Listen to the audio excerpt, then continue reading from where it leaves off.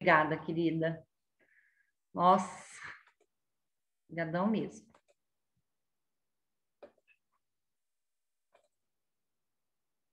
Pronto, vamos aqui. Bom, então aqui a gente vai colocar essas condições agora. Se houve, então, a fertilização ou não desse ovócito. Vamos ver o que acontece aí, né? Então, olha lá. Se esse ovócito for fertilizado, a gente tem esse corpo lúteo crescendo, né? Então, aqui, esquematizando, tá grande ali, né? E aí, quando ele tá crescendo, a gente dá o nome de corpo lúteo da gravidez, tá? E ele aumenta a produção de hormônios, porque é lógico que já existe uma produção que já foi feita para o útero se preparar antes, durante aquele momento que a gente tem no ciclo reprodutivo, que é aquela fase da ovulação. Só que, se eu não manter, né, vai que eu tô lá no final, então, da minha ovulação, naquele finalzinho, perto do 28º dia.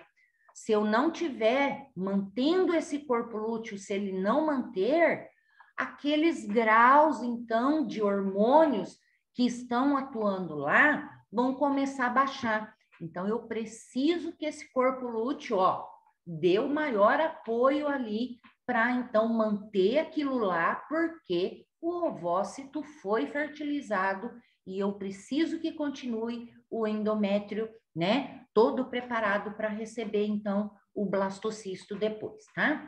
Bom, o corpo lúteo, olha, gente, ele é relativamente grande quando a gente compara ele com o tamanho do ovário. Então, ele chega a ficar com cerca de 2 a 5 centímetros. Olha que grande que ele fica. E aqui tem um exemplo para mostrar. Isso aqui seria o ovário e aqui é um corpo lúteo, tá, gente? Desculpa. Aqui tudo, olha, tem uma dobrinha que seria o ovário, e olha só esse espaço que esse corpo lúteo ele está ocupando. Então, ele cresce muito, porque ele é, então, uma estrutura que é completamente importante nesse momento, então, tá? E aqui, gente, olha aqui que legalzinho aqui que eu peguei para vocês. Também, essa figura é de um site médico, tá? E foi fotografado, né? Foi filmado. Foi uma laparoscopia em que uma mulher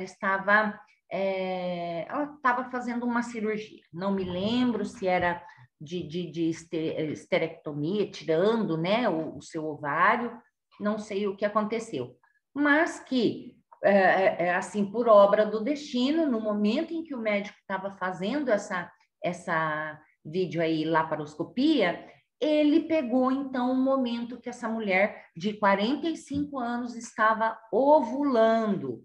Então, gente, olha aqui que interessante. Esse corpo lúteo, eu falei para vocês, né, que é esse folículo aqui, ó, ele começa, então, a querer romper a parede do ovário, né? Para quê? Só que quem que sai? Só sai o ovócito. Esse aqui é o ovócito e esse aqui é todo o corpo lúteo. Por isso que ele fica ali, olha, grandão. E se houver uma fertilização depois desse ovócito, ele vai ficar ali por muito tempo desse tamanho aqui, para que ele possa, então, fornecer muito mais essa secreção aí desses hormônios que são necessários para manter o endométrio, então, tá? Então, quando ocorre a gravidez, esse corpo lúteo, então, é sinalizado e ele não degenera rapidamente, tá? Então, corpo lúteo, ele é impedido principalmente pela gonadotrofina coriônica que eu falei para vocês, tá?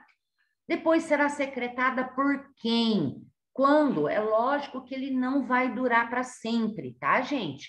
Por quê? O papel dele é manter essa produção de progesterona e estrógeno até que esse embrião consiga fazer anidação, isso é, a implantação dele lá no endométrio. Isso, então, ele fica aqui ainda atuando e secretando ali hormônio para manter o endométrio até normalmente, aproximadamente aí a 12ª semana. Por quê? Porque até um pouco disso, o que aconteceu? O próprio blastocisto, que é o novo embriãozinho que já está se implantando lá no endométrio, ele se implanta com 1 semana, o que acontece? Algumas camadas celulares, que nós vamos ver depois, próprias, que fazem, então, essa penetração, né, desse blastocisto para dentro do endométrio, aí depois ele já começa também a secretar hormônios. Até então, isso aqui ajuda a manter, então, essa produção de hormônio até que a placenta esteja ali já formada, tá? Então, depois, quem é que vai continuar mantendo esse endométrio?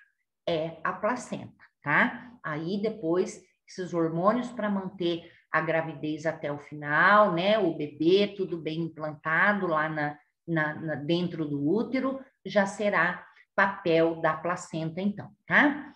Então, bem legalzinho isso daqui. Eu só vou ver se dá para mostrar para vocês. Eu não sei se eu vou conseguir reproduzir da internet. Deixa eu ver. Me avise. Estão vendo a minha tela? Da internet? Sim. Sim? Então, vamos ver se a gente consegue reproduzir para vocês.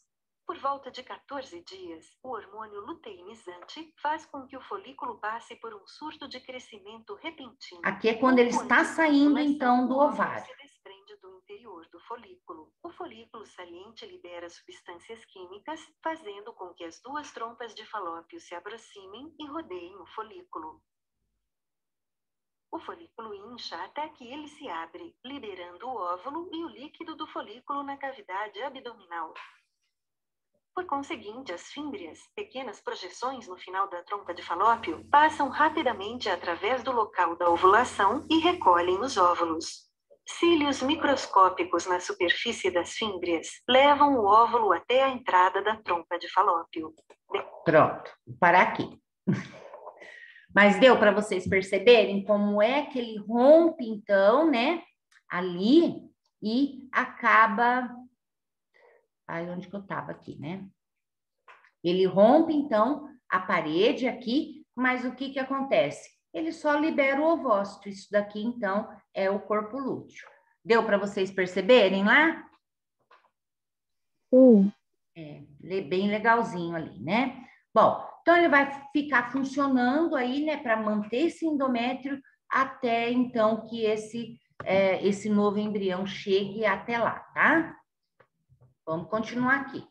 Ovócito não fertilizado. Então, quando esse ovócito que foi pego pelas fímbrias da tuba uterina caminhou e não foi fertilizado, o que acontece com o corpo lúteo?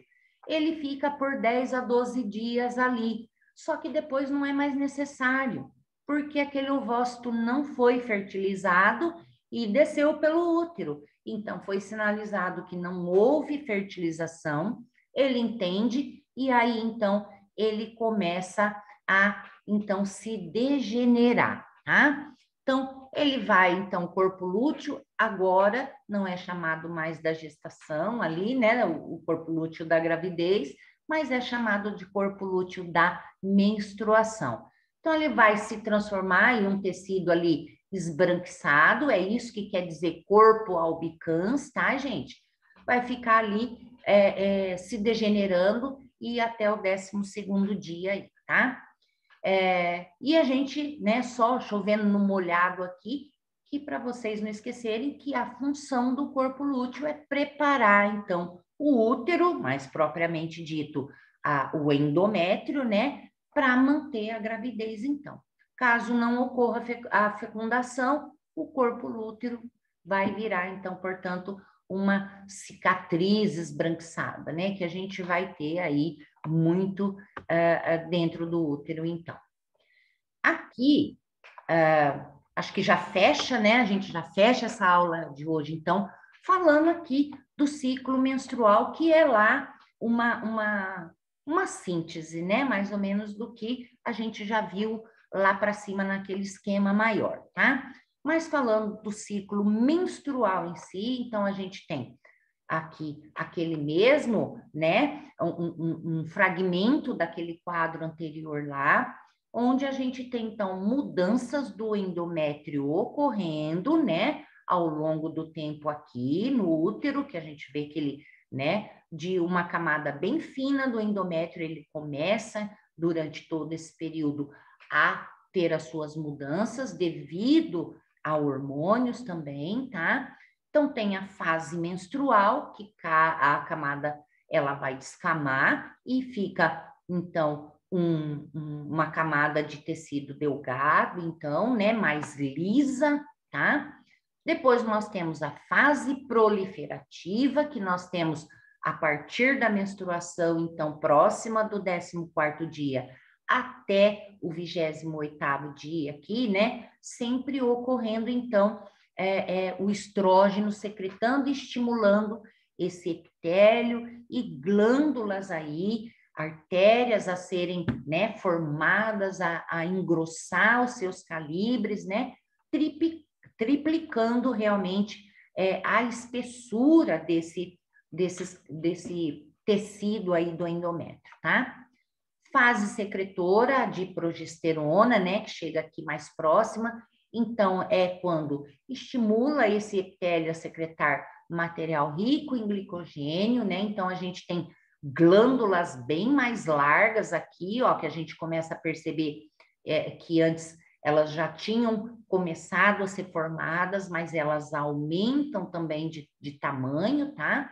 E aqui é que chega a essa espessura máxima, então, do endométrio, que seria para receber um embrião, né?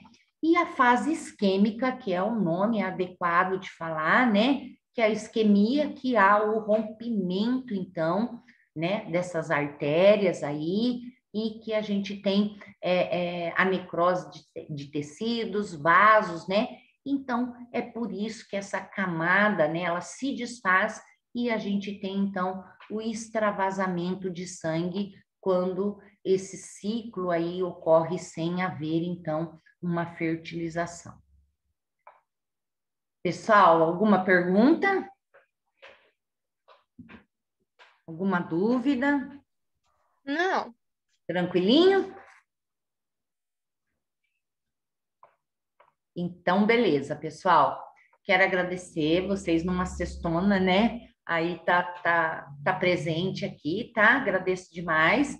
E daqui a pouquinho essa aula tá lá disponível, tá? Só vou baixar ela mesmo, nomear e anexar lá para vocês. Tudo bem? Abração para vocês até na quinta-feira que vem, tá? Tchau, tchau. Boa noite, professora. Tchau, professora. Boa noite. Boa noite, professor. Bom final de semana. Boa noite, professora. Boa noite.